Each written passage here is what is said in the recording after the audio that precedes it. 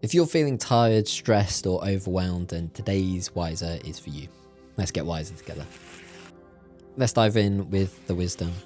Be wary of anybody selling you a single solution for well-being. There is no universal formula for a healthy life. In fact, your well-being is built from the tools that work for you.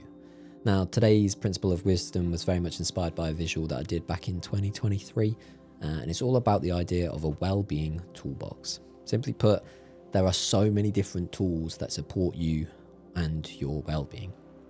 Just like how a builder wouldn't rely on one single tool for every job, your well-being requires different tools for different situations. Some days you might need rest, whereas other days movement might help. Sometimes writing things down clarify your thoughts, while other times a conversation with a friend makes all the difference.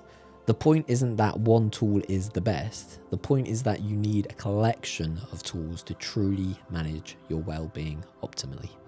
Let's unpack this further with a saying that complements this, and it comes courtesy of Mahatma Gandhi. He says that it is health that is real wealth and not pieces of gold or silver. Now, this quote is very much a reminder that our well-being isn't a luxury or an afterthought, that it should be foundational. It is the thing that allows everything else in our life to kind of flourish. Let's unpack this a little bit further with today's explanation. There's a huge market built around the promise of a single fix for your well-being. That miracle morning routine, or that one perfect diet. Maybe it's that one habit that will change your life. But simply, well-being doesn't work like that. What restores one person may drain another, and what someone else swears by might not fit your personality or your circumstances, your season of life. And I know this personally, as someone who recommends that everybody tries journaling at some point. I'm conscious that for some people in some seasons of life, expressive writing can actually be detrimental.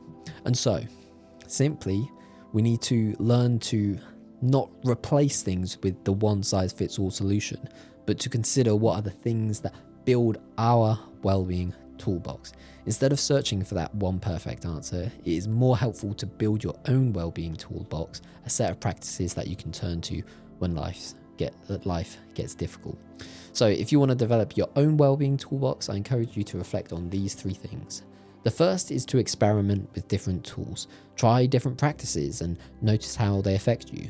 Journaling might work for some, myself included, but others process things better through conversation or maybe exercise. The goal isn't to copy someone else's routine, but it's about discovering what actually helps you. The second idea is to recognize that different seasons need different tools.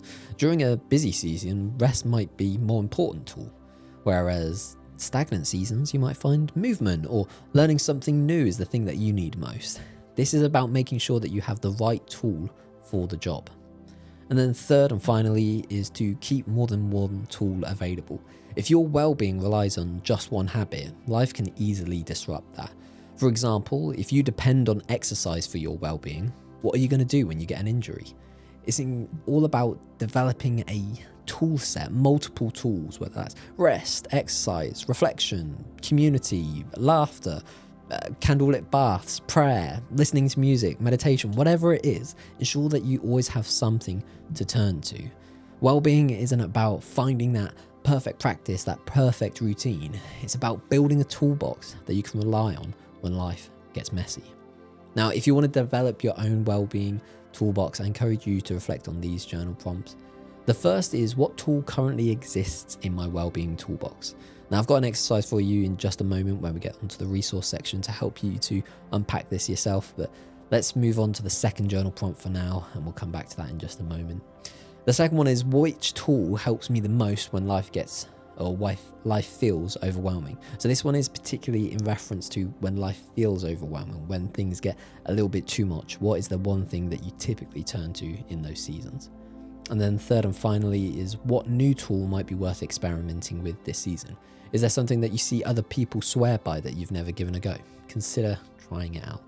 If you want to learn more about the life-changing habit of journaling, check out journalwiser.com. But let's waste no more time. Let's talk about today's resource. And it's a PDF that I produced a few years ago to empower you to focus on your well-being. and it's called The Wise Week of Wellbeing. It is a free downloadable PDF that very much guides you through 7 activities that you can complete over the course of 7 days, all aiming to help you to have a wiser approach when it comes to your health and well-being. If you want to learn more about it and to download it for free, check out the top link in the description. And thank you for checking out today's video version of Wiser.